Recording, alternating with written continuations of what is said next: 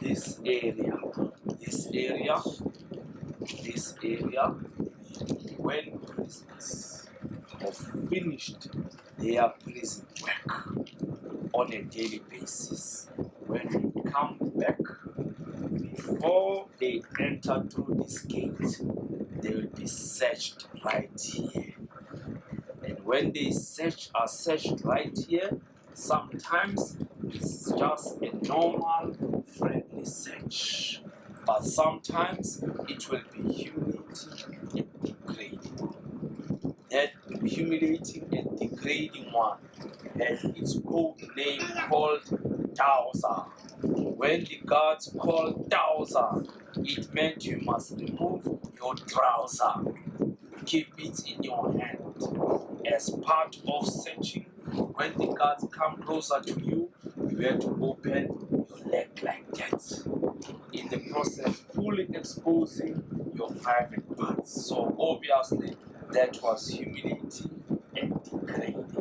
Sometimes even more embarrassing, because not far away, you will see the kids of the prison guards playing around near the harbor. So obviously, they will see some of these embarrassing scenes. But the search will be done right here. Prisoners line up here. From here, then be taken inside. When they search you here, it will be around 4 o'clock, because we had to film here.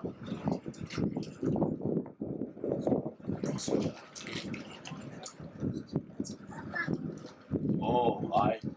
Abange. Hi, Baba. Hi, Baba. Manje ubani uphethe ithongo. Yes.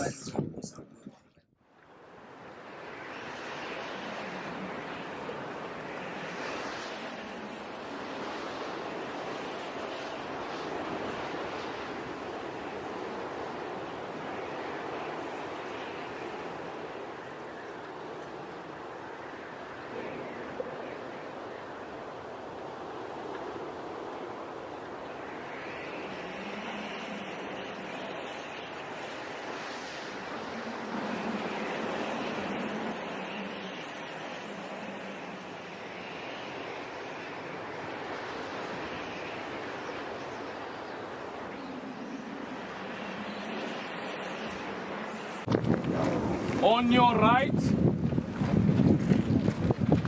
we have a picture that shows us the last political prisoners.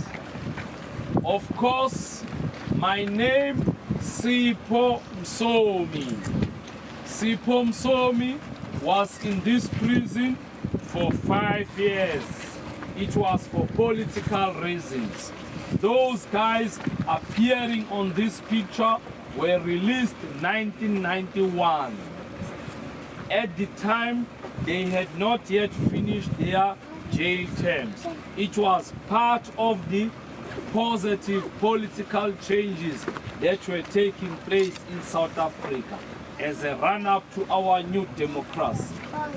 Take a note of this guy, this man wearing dreadlocks. His name, James Mange. James Mange was actually given a death sentence in the late 70s.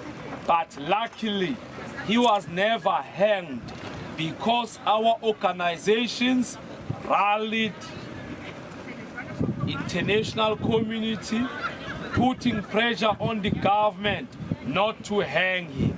So that was a successful campaign, rallying the international community to put pressure on the apartheid government not to hang James Mange. That is how he was saved from the gallows.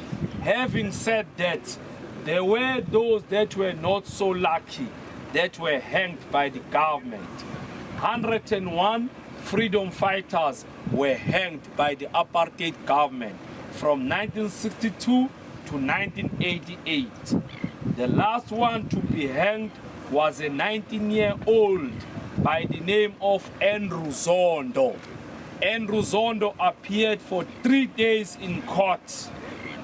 2 weeks later, he had been sentenced and hanged. So it was chilling, it was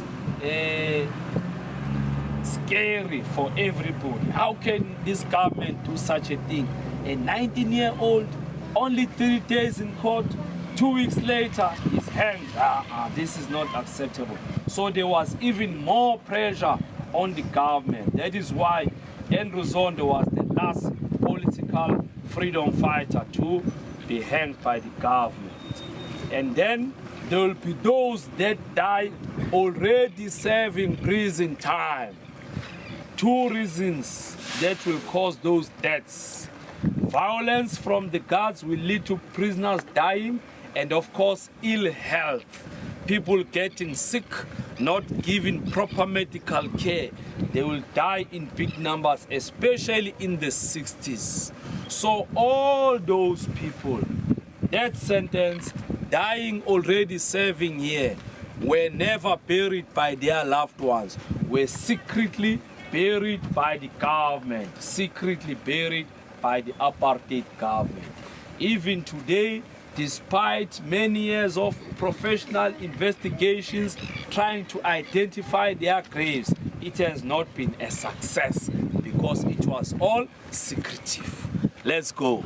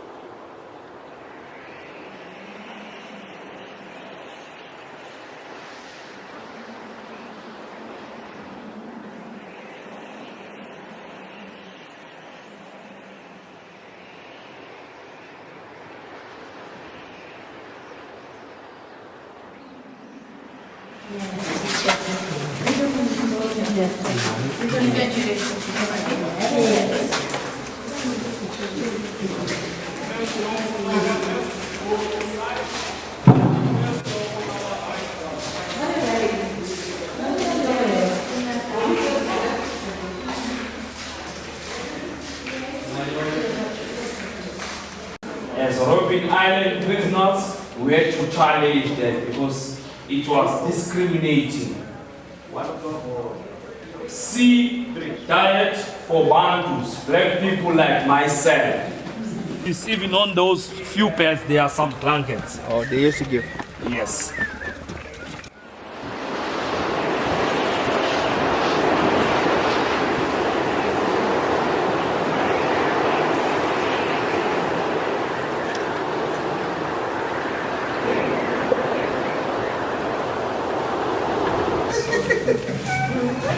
Just read 3 or 4 stories.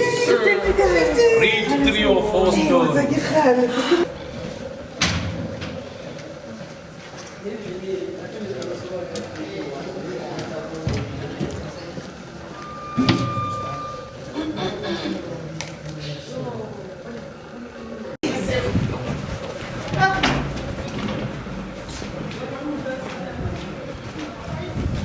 Hold on your right.